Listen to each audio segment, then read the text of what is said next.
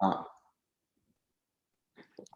yeah, so welcome everyone to our next speaker event for Shared Voices. We're very happy to be back. I know it's been a while since we did one of these. Um, so like I mentioned, I'm recording the event now, and then afterwards we'll post this to our YouTube channel. So this kind of the format again will be similar to what we've done in the past. So we'll have the conversation part first, and then we'll go to the audience Q&A to end. With that, I'm very excited to be joined tonight by Shachar Scott. So Shachar is the Vice President of Global Marketing at Bumble and the Chairwoman of SAY.org, the Stuttering Association for the Young. So Shachar, welcome, and thank you again for joining us tonight. We're really excited for this conversation. Thank you so much, Zach, for inviting me to be here. It's great to meet all of you, and I'm excited. Awesome. Yeah, great. So I was thinking maybe to start with as an overview, if you wouldn't mind just telling us a little bit about yourself and maybe your experiences with stuttering. Sure.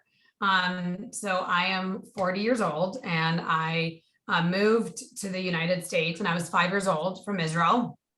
And my stutter developed shortly thereafter, learning English, or while I was learning English, when I was very young, and went through 12 years of speech therapy in elementary school, junior high. And my stutter was always a part of me. It is still a part of me. I went through a lot of speech therapy and developed really interesting strategies where I know the words that I stutter on, or the letters, I should say. And so I try to avoid them, or I do very cool breathing techniques that allow me to still get my words out. I still stutter, and over the course of my career, I have become very confident in that and in sharing that and disclosing that. And I do so quite often so that people are not caught off guard if that happens, and so that they give me the time and the space to get what I want to say out. My mom stuttered, my brother stutters. And so I grew up in this family where I thought that stuttering was very normal. I didn't think it was anything other than kind of how people talked.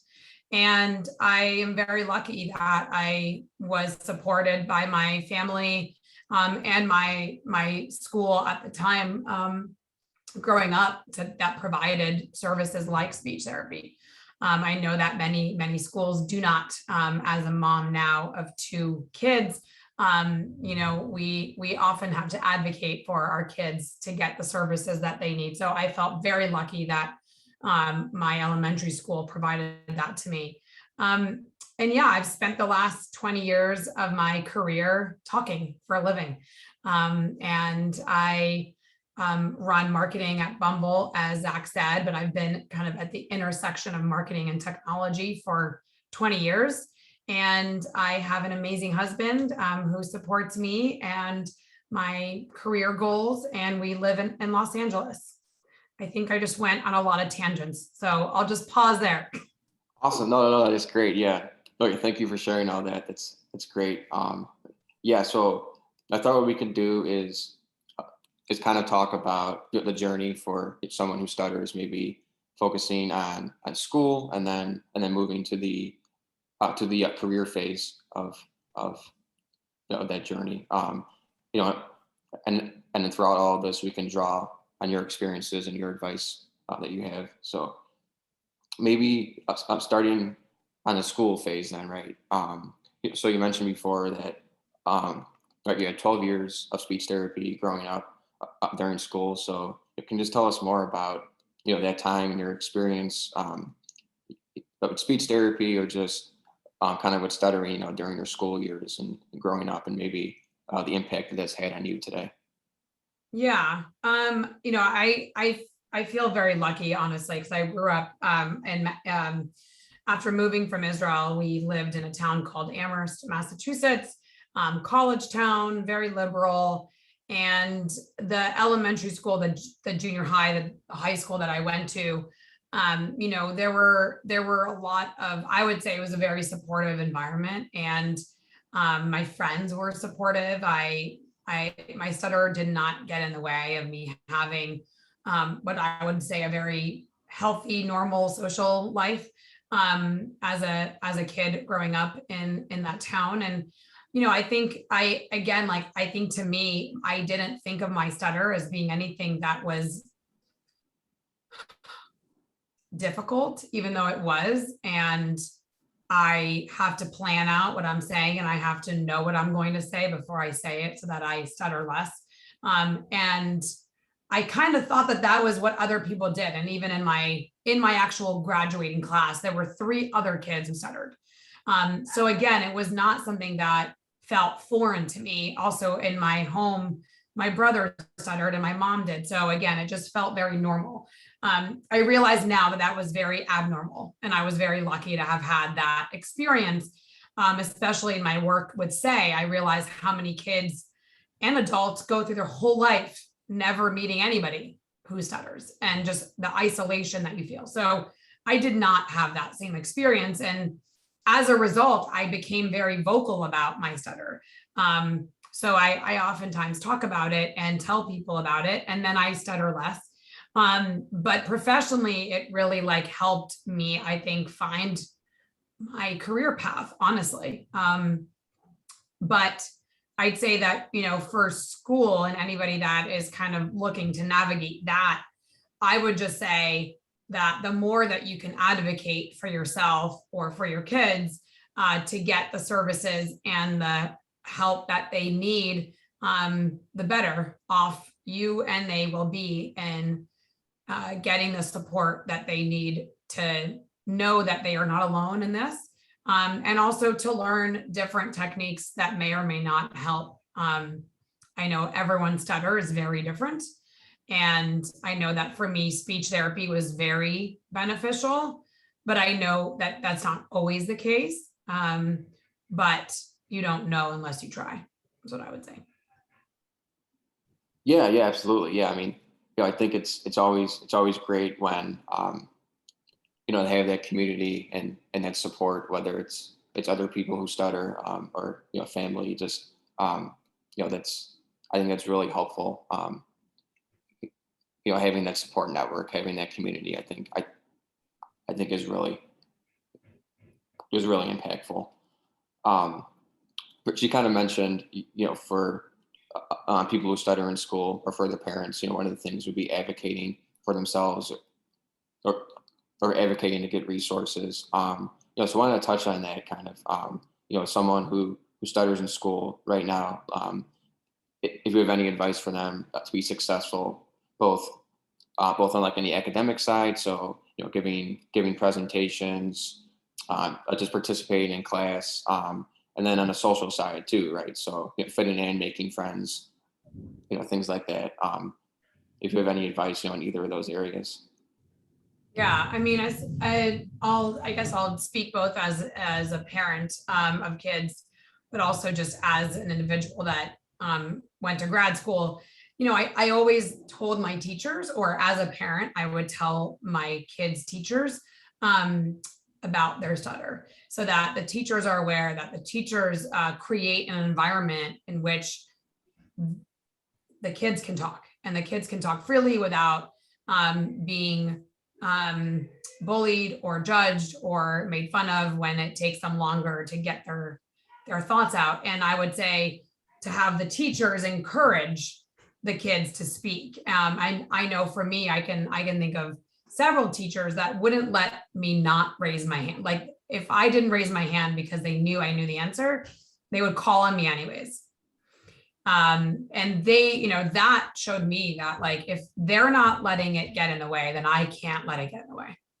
And so I would encourage that same. And I would encourage parents to tell teachers, and make sure that the school is aware, so that the school can create a supportive environment for your children. As a student, I would encourage you to make sure that your professors and your teachers are aware, so that they create that environment for you. And as far as making friends, I think making friends these days is changed, especially as we are all remote and distant, and we rely on these things to maintain friendships. We rely on social networks to keep in touch with people. And so I would just say that, like I talk about my stutter again, like pretty publicly. And so for me, it has become a reason why I connect to people like Zach, who reached out to me on LinkedIn many, many years ago, because I, very publicly disclosed my association with stuttering and with the Stuttering Association for the Young, say.org. So I think the more that you can, at least for me, I consider my stutter like one of my greatest assets. So I talk about it and I include it in my bio, just like I talk about my credentials.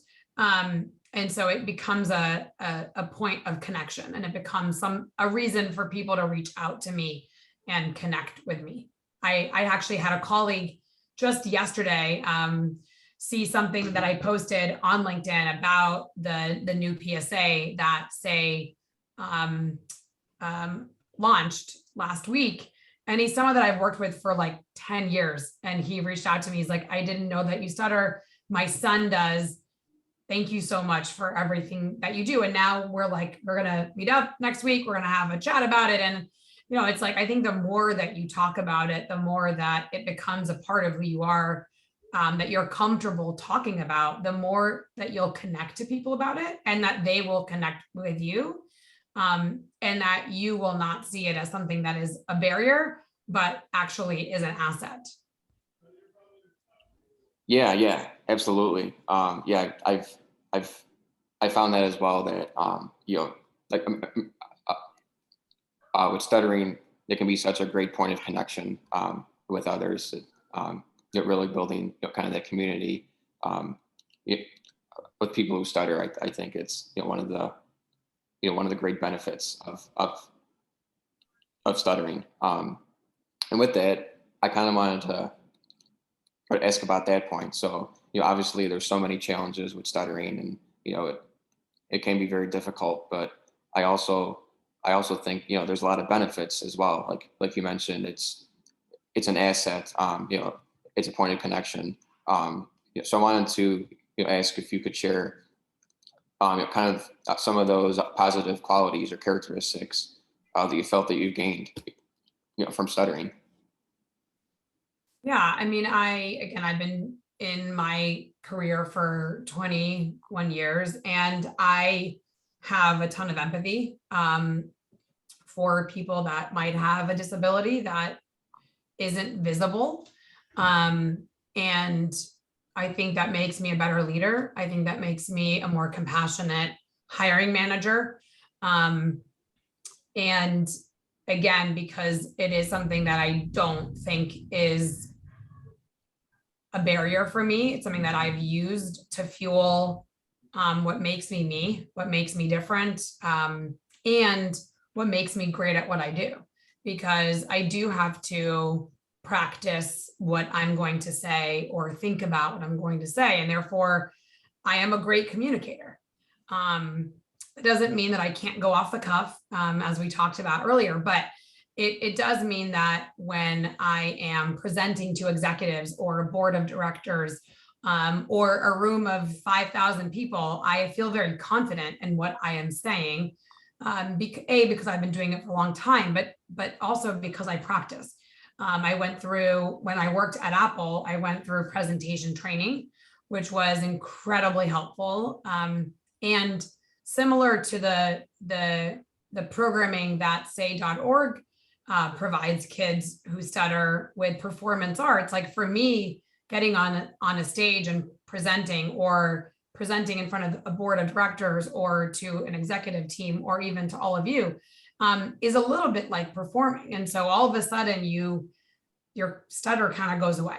It doesn't always happen. And I've certainly stuttered in front of rooms of all those people that I just mentioned. But for me, it has become, because I practice, because I have gotten really comfortable talking about certain topics and subject matters. And I've had to do that because of my stutter. I think it really is an asset. and it's made me a better marketer. It's made me a better leader. And when I do hire people, I look out for people that might have a disability that I might not be able to see, or that might not be super visible, or that they might not be comfortable sharing. And by sharing mine, they open up. And all of a sudden you connect with somebody on a deeper level than just their credentials, what school they went to, what they want to do in life. But you connect on a human level, and therefore you're just way more likely to want to work with that person every single day. So there isn't a day that goes by that I don't think about it. There isn't a meeting that goes by that it doesn't somehow, cross my mind or get in my way. But I really don't let it get in my way. It is like, it's like a river, and it just keeps on moving. And if I do stutter, I call it out so that, people aren't uncomfortable. Yeah, absolutely. Yeah, I think that's it. Those are great points there. I think, I think having a stutter, it really makes you more empathetic, towards others. I think, that's definitely something I found, hopefully, as well.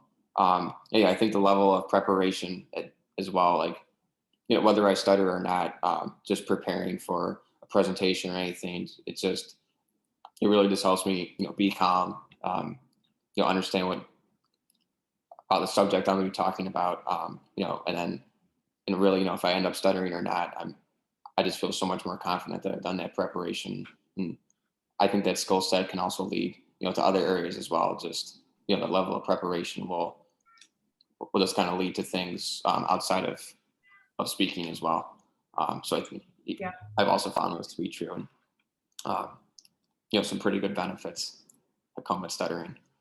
But I think this is a great transition now to the career phase of our conversation here, as you've been mentioning, a little bit about your career. So I thought maybe we can talk more about that, and maybe as a starting point again, if you don't mind, just giving kind of a brief overview of your career path so far. Maybe the different positions you've held, and if stuttering has impacted or not impacted any of those positions.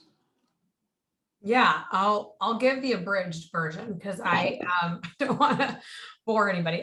So I started my career early on after college in politics. Did that for a short amount of time. I originally thought I wanted to go to law school. I got into law school and I deferred for a year because I got the opportunity to work for John Kerry, who was senator in Massachusetts. And it was there that I actually found marketing and really communications.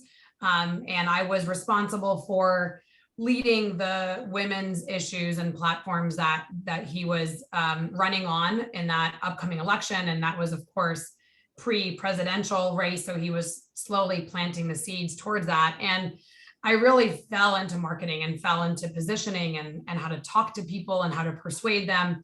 And I was going door to door, convincing people. So I had to talk in that environment. And it was an opportunity for me to really hone in on what I wanted to do in my career. And also like validate my decision that I thought I wanted to go to law school. And I'd also interned during college at a couple law firms and pretty early figured out I didn't want to be in a courtroom every day. So through that experience, I really fell in love with marketing and communications. And I ended up going to work at Planned Parenthood. They recruited me to continue doing the work that I was doing on behalf of the Democratic Party at the time, and got to do more kind of grassroots marketing, which was super exciting, and got to work on some incredible initiatives to legalize emergency contraception and make it over the counter. And again, it was a lot of talking that I had to do in order to convince people to listen to what I had to say, which was for me really important, and issues that were really important and meaningful to me. And through that work, I ended up going to work in New York City. It was time to leave Massachusetts and spread my wings. And I ended up in New York City, and really started working more on the nonprofit side. Went to Columbia University, worked there while getting my master's in strategic communications. And again, it was an opportunity for me to really hone in on what I wanted to do. This was, in the early 2000s. It was before it was before Facebook launched and before the App Store launched, and all these major turning points that changed the marketing industry forever. And I started working on the agency side, which was both a creative agency and a media company. And again, I got to work with some incredible brands and clients. And I would say that it was around then that I got really confident with my stutter, and also really confident in my work. And the fact that I was having early success in my career and feeling more comfortable about that success, and my stutter not getting in the way of that success. And I spent 8 years on the agency side, and before I ended up getting recruited by Apple.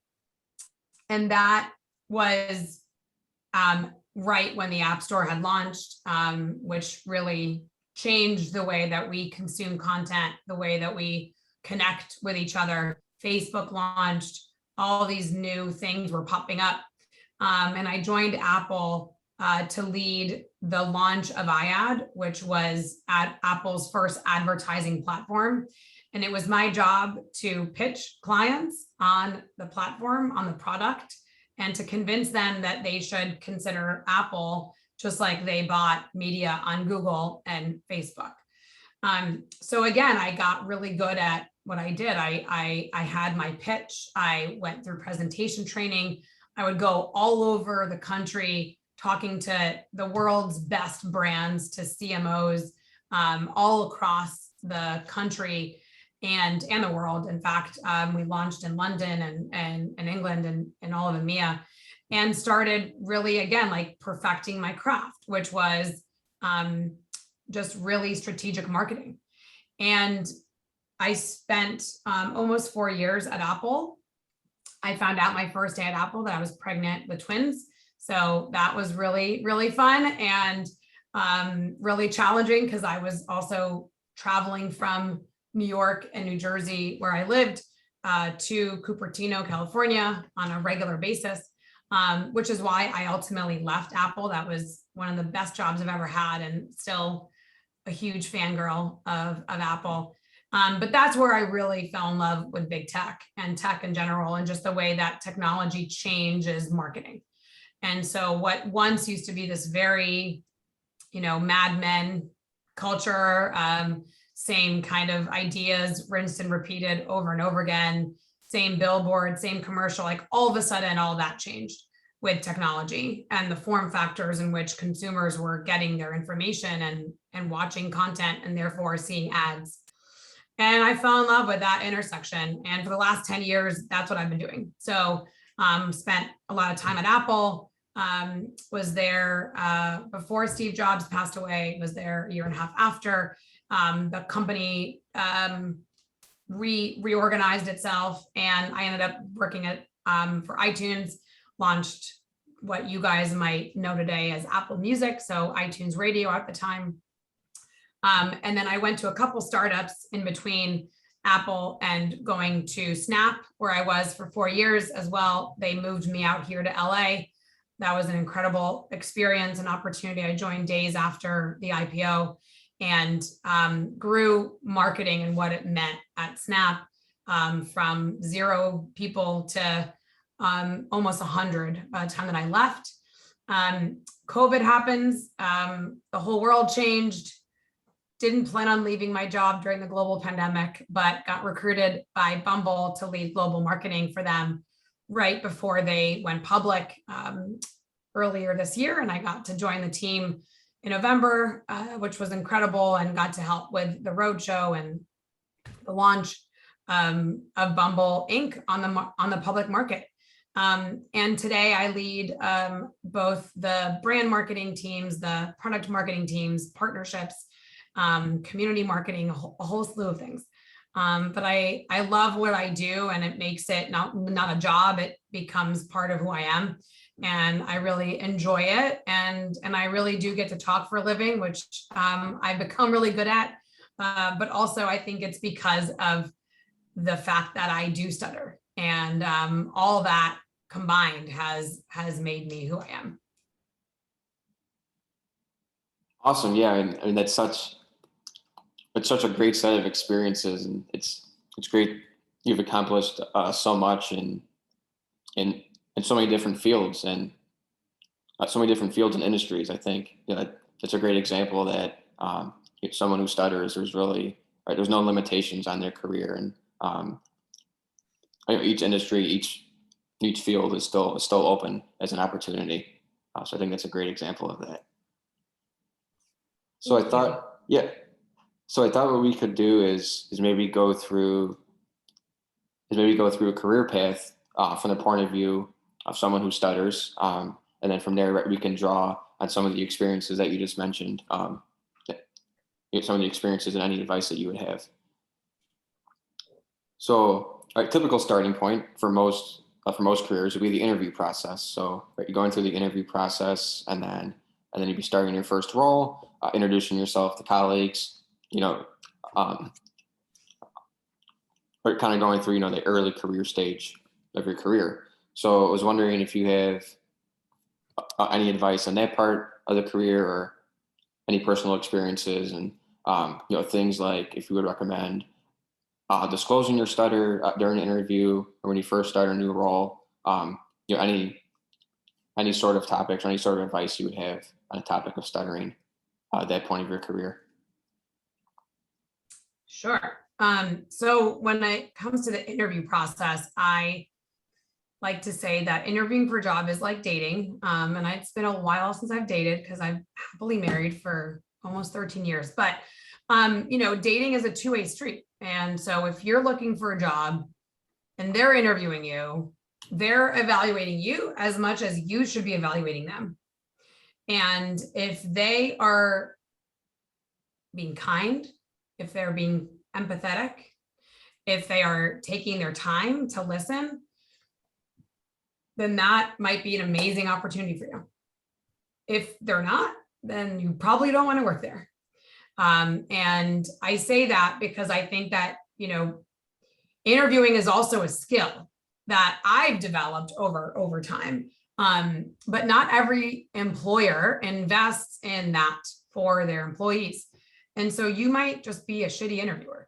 And it's, and hopefully you don't have that. But if you do have an experience where someone is just not asking you interesting questions, or doesn't even seem engaged, or is looking over here at their Slack and not paying attention, well, I don't know if that's somewhere where you will want to work, right? And I think that that could just be a bad interview, and that's okay.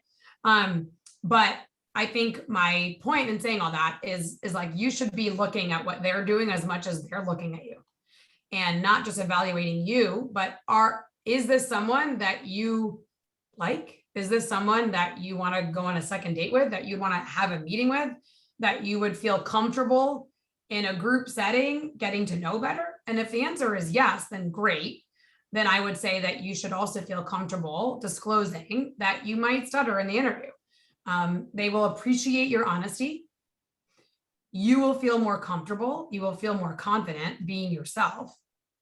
And if you do stutter, then they'll know exactly what is happening. So they'll hopefully be empathetic enough to give you the time to articulate what you want to say, and without rushing you, without finishing your sentence, without cutting you off, or without thinking that there's a technical difficulty with your Zoom. And so that would be my advice for the interview part of it. I think I say this to a lot of people. I mentor a lot of women in marketing, and I just say, if it's not your door, it's not meant to open. So if you don't get the job, that's okay. It is probably not because of your stutter. it is probably because of a million other reasons. A, it wasn't the right fit for you. They hired somebody internally. I mean, it could be lots of reasons, but if you're meant to have that job, that door is going to open for you. And if it doesn't open, then you weren't meant to get that job. And you just got to keep, pick yourself up and go on to the next one. And similarly for you, I would just say that if you're interviewing at a company and you go through the interview process, like really take in the cues of how you're feeling. Are you comfortable? Are you relaxed? Are you feeling like yourself? Do you feel like you're putting on a show? Those are all clues. Those are all flags potentially of things to watch out for, of companies to avoid, of places where you really want to go and work. And if you're getting the right energy back to what you're giving off, then hopefully it is a good fit. But I would just say it's a two-way street. Like, make sure that you are evaluating them as much as they're evaluating you.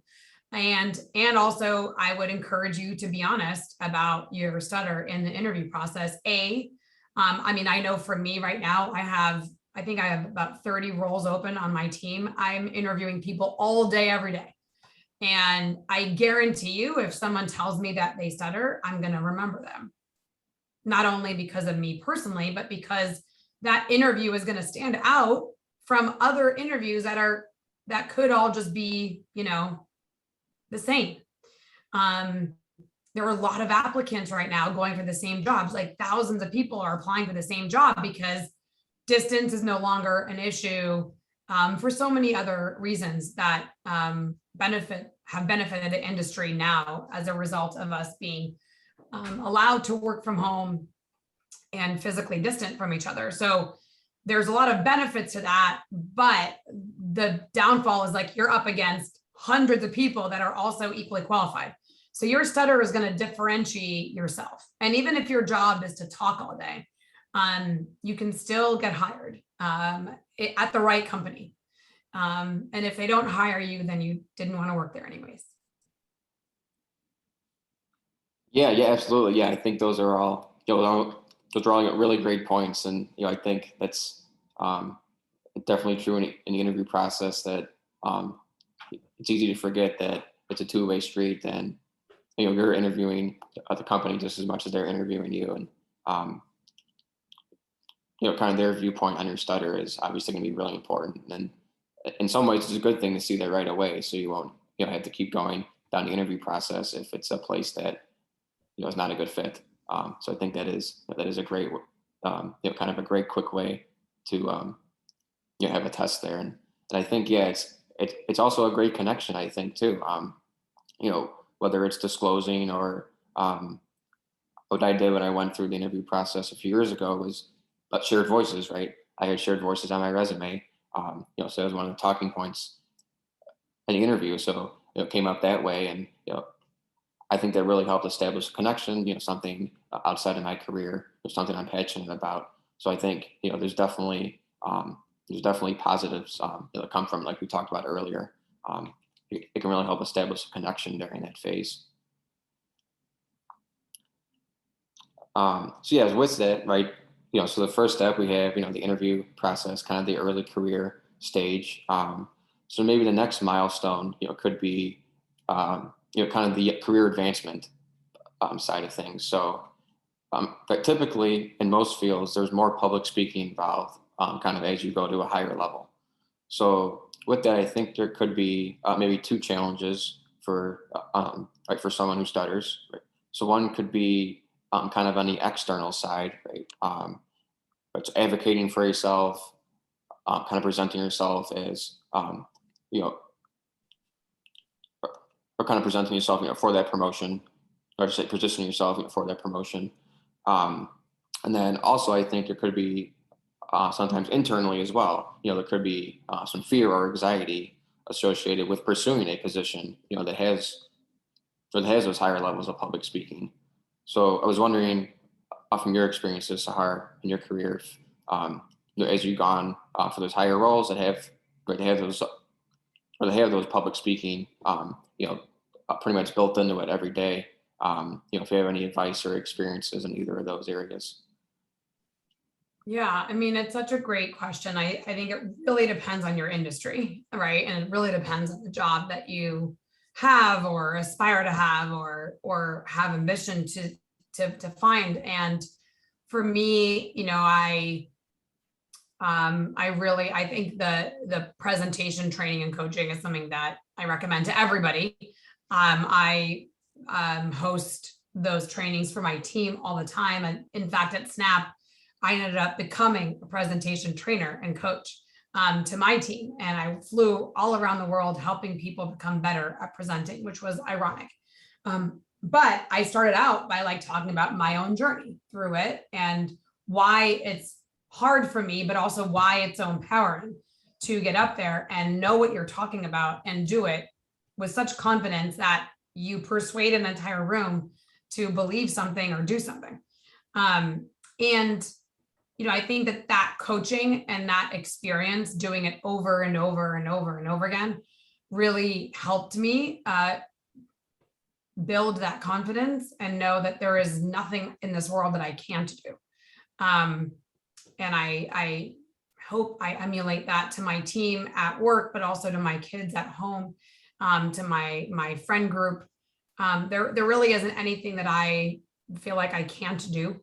And if I want to do it, I really put my heart into it, my energy into it. And so if a promotion is something that you are seeking and that you are eligible, qualified for, or that is offered, there's nothing that should hold you back. And hopefully you've done all the work that will allow you to deserve and be given that promotion. I think for me personally, I've also moved companies in order to elevate my role and my opportunities and expand the network that I have and the people that I get to work with and the products and the brands that I choose to spend my time ideating and marketing. And for me, that path, while maybe not linear, has been really cumulative. And it has added all these parts to who I am. And I again, like, just haven't let my stutter get in the way of that. It's really fueled my drive and ambition. But I am also when it comes to the presentation part of it, I think the best thing that you can do for yourself and for your teams is to really invest in presentation training, and not just the kind that you like get recorded and play it back and watch it. I think that's one part of it, but really the coaching part on narrative and storytelling and really building authentic stories that connect to people. So even if I'm presenting about the launch of a new product, I still start with a nugget, with a kernel of something that people can connect with me on personally, so that they listen to everything else that I have to say, which may be technical or long or maybe not as exciting. But I think that's been what has really helped me is really establishing that early connection with people. And that is a tactic and a technique that I learned through presentation training. Yeah, absolutely. Yeah. I think, like we mentioned, I think connecting with people just, in general, obviously, is really important. And I think, kind of having a stutter, kind of is kind of a gateway, for that. It's a topic, you can use to connect with people. So I think that's, I think that's a great thing, about stuttering, like we mentioned. Thank you, for sharing your career experiences and advice. It's always great to hear about your career and everything you've accomplished. Before we move to the Q&A part, I thought we can switch topics briefly and talk a little bit about SAY. So I know we mentioned it, or we mentioned it, throughout our conversation a little bit, but right, I thought you can tell us a little bit about the organization, kind of how you became involved with it, and maybe your role as a chairwoman. Yeah, thank you for that. And this is a very not shameless plug. I'm going to really give them the airtime they deserve. So I joined SAY as a volunteer back in 2007. And back then they were called Our Time. And I stumbled upon them in New York, mostly because I was trying to find something to do that was a volunteer basis. And I really just loved Taro's story. So Taro Alexander founded it. He grew up stuttering, had never met anyone who stuttered his whole life, like went through adulthood without having met anyone until he did. And he was an actor, he was performing on Broadway, and realized that once he was on stage, his stutter that was very pronounced in day-to-day conversation, like went away. And Our Time was an organization that he started with his best friend, Everett Bradley, who is musical director for Bruce Springsteen and Bon Jovi and all these incredible artists. And the two of them started it, and they started it in New York City. And the premise behind it was like, give kids the time that they need to finish their sentences. And they at that time had speech therapy, they had some performing arts kind of programming, and they started a camp that was every summer. And the camp was exceptional because it not only allowed people from the tri-state area to join, but it really allowed anybody that knew about it, that could attend it and could meet other kids who stuttered and other grown-ups who stuttered. And in some cases for the very first time. And when I joined, pretty quickly, Taro and Noah, who is the executive director, invited me to join the board. They were looking to expand the board, and they were looking to get younger professionals on it. And really, I think it was because I was a marketer, honestly. And so I told them that I would join only if they would let me rebrand them, because Our Time was also a dating site for older singles. And so they would oftentimes get a phone call from a parent that was like, oh my God, this horrible teacher is bullying my kid because of their stutter, to my credit card didn't go through and I can't find my future, So I was like, we have got to change the name. And I was able to bring in two people that I worked with at the time from my agency life, who volunteered, who really fell in love with the mission of what Our Time at the time did.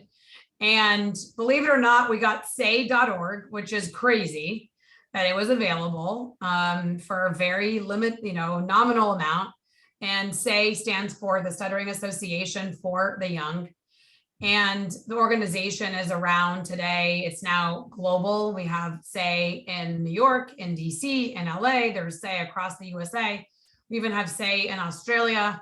And it brings together kids who stutter with programming from speech therapy to performing arts with our confident voices. And then ultimately every year, all these kids from all over the world get together at Camp SAY. And it's a 2-week summer camp. There's a ton of programming. It's really an incredible opportunity. We also have kids who don't stutter that are maybe siblings of kids who do, or are just allies and part of our community. And it is just an incredible organization. I was asked to be the chair of the board. So I've been on the board now for, I don't even know how long, but I'm now the chairwoman, I think for 3 years. Eventually they'll kick me out. But I really love the organization, and it's such an incredible place that kids know that they will be supported, and that we also support parents who don't have the means and the resources. So we will never turn a kid away for anything, for speech therapy, for confident voices, for a camp. We'll always find a way. And yeah, it's been around this is our 20th anniversary, 20th year. And we just did a really cool PSA, which hopefully Zach can circulate a link to really educate people about what stuttering is.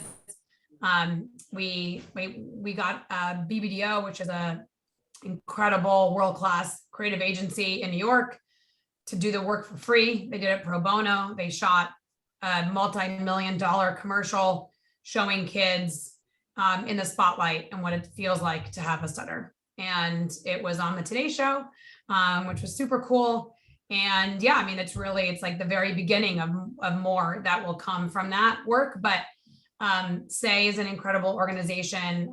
Zach and I were talking about, for those of you that are in the Chicago area, one of our board members is in Chicago. So we'll try to do something with you guys in Chicago soon.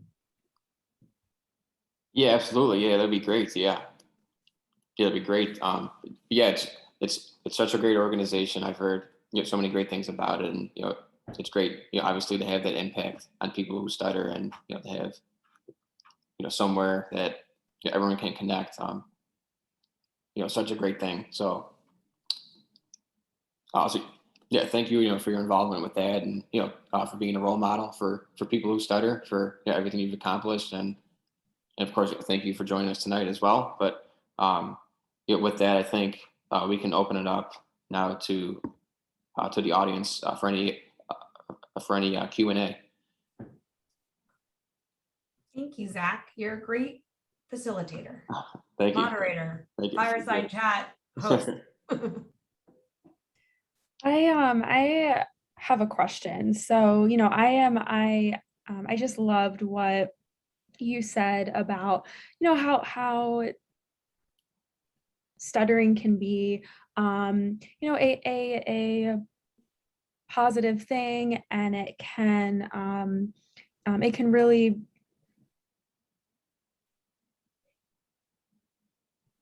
be an asset. And I just love all the positive talk. But just kind of playing devil's advocate here. Have you ever experienced something challenging related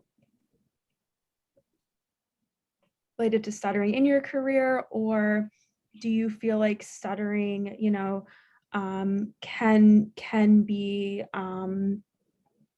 can hold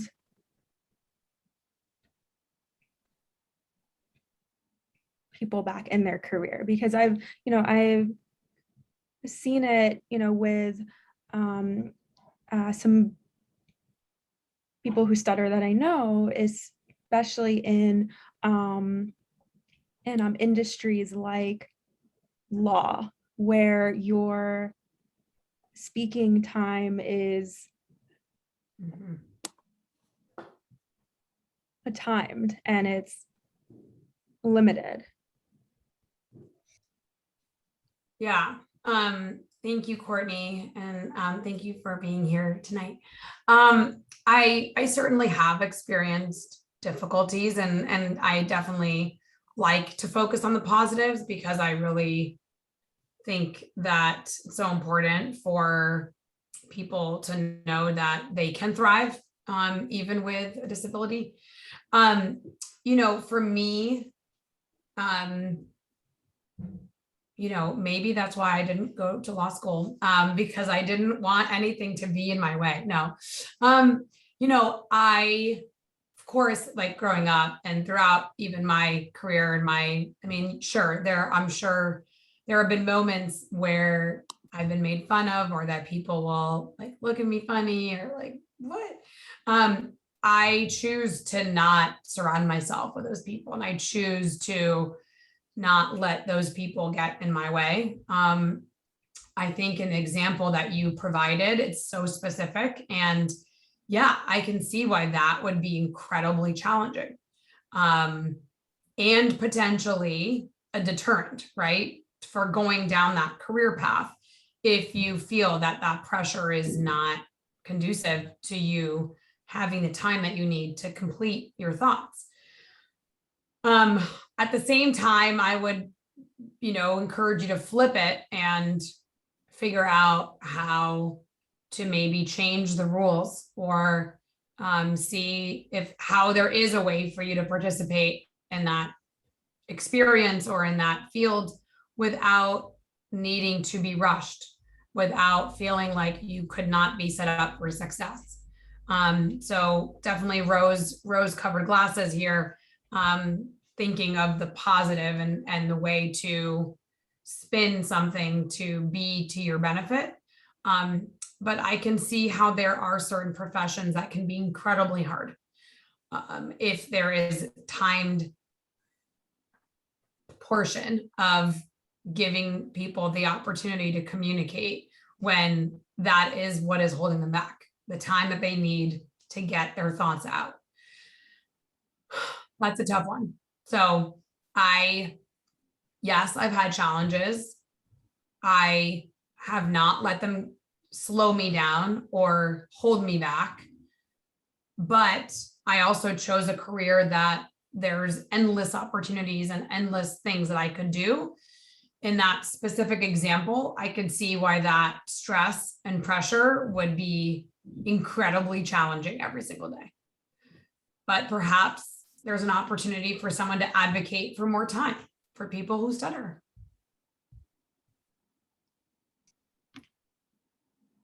Thank you.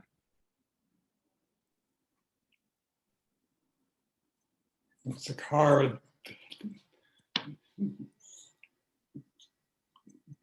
this question has nothing to do with stuttering actually, but it's your name. Because I've studied a lot of ancient languages, and I know that Shachar is a Hebrew word for remember, and I just wondered what connection Shachar is to Shachar. Yeah, that's a great question. And I love that you study names. That's really interesting. So my name Shachar is from the Shacharit, which is prayer that you say every morning. So my name means dawn, first light of the morning. My brother's name is Ziv, which is the moon. And my sister's name is Noga, which means star. So my parents were hippies and chose all different sources of light so that our lives would be full of bright and light and joy. But I've not heard, I know like Zichor is memory. So yeah, I can see why that connection was made. But from the origin of my name is tied to the Shacharit prayer. Okay. Thank you. That's very interesting. Yeah, thank you, William. It's so nice to meet you. Thank you. Hi, Shahar. Thank you for the inspiration.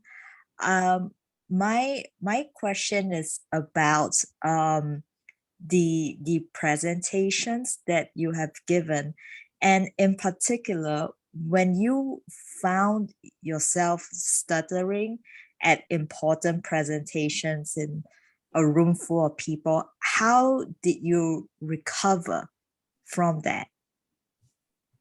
Yeah, Joyce, thank you. It's so nice to meet you. So one technique that I've learned when that happens is my breath work. So I take a full pause.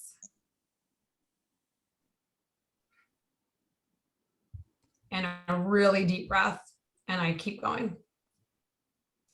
At the same time, and it depends on the environment, but if I am like literally on a stage giving a presentation at CES or at an industry event, I really do try to start the presentation with an icebreaker about me. And I have this adorable little picture of me when I was 5 years old with awkward bangs and the pigtails and the really horrible 80s attire.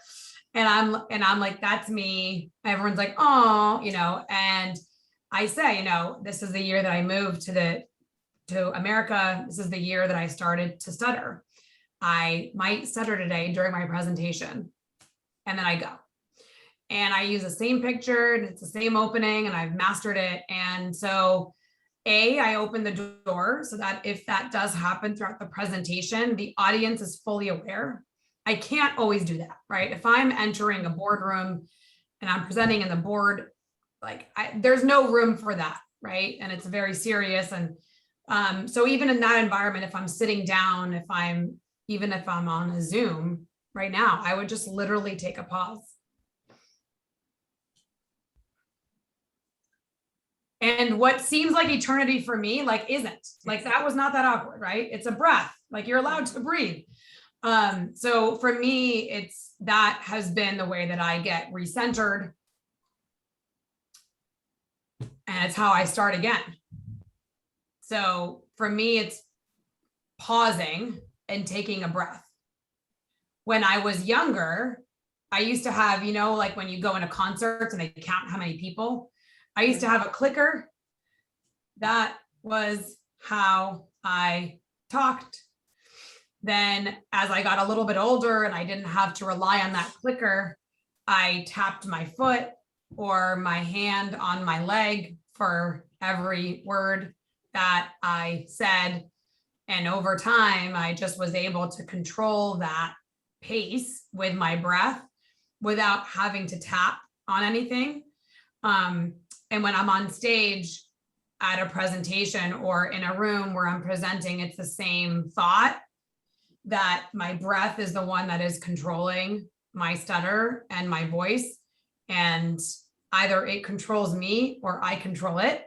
And so I choose to control it and I pause, like I literally stop.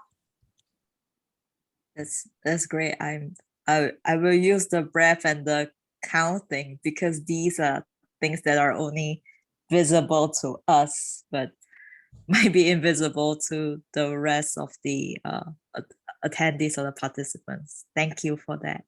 Yeah. And hopefully it works for you. I think the thing about stuttering is not, no two stutters are the same. And so that is what worked for me. I hope that it works for you. But there's lots of techniques out there. I think that can help you too.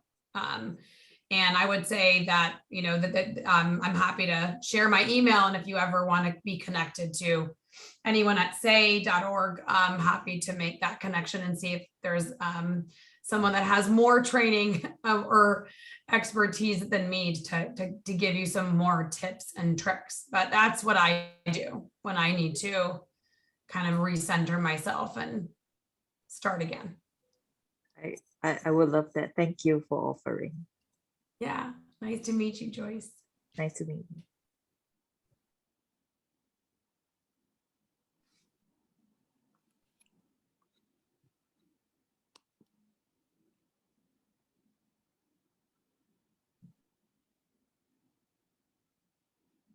Is there anyone else who would like to ask a question, or if you'd rather type in the chat too, that's fine too.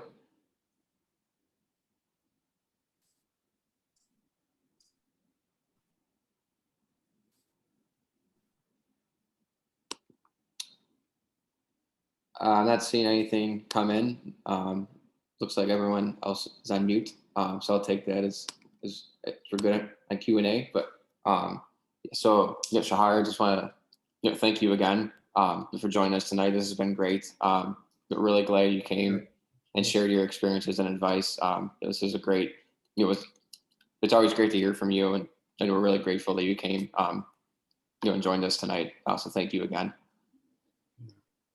Thank you for inviting me. I will happily come back anytime. And thanks for all of you making the time. I know we're probably all sitting on Zoom calls all day. So the fact that you, voluntarily came to this one is commendable. So thank you. Really appreciate it.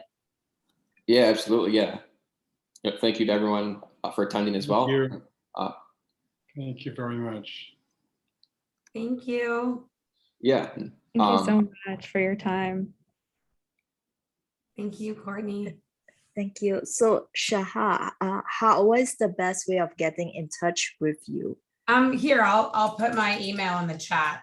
And if you miss it. Okay, I see. Maybe. Thank you so much. Yeah, and Zach I'm sure can also share it with you as well. Yeah, Okay. absolutely. Yeah, I can share that, and yeah, I can share the PSA from SAY as well. Yeah, to everyone. Yeah, that would be great. Circulate that as well. It's, Thank you. it's so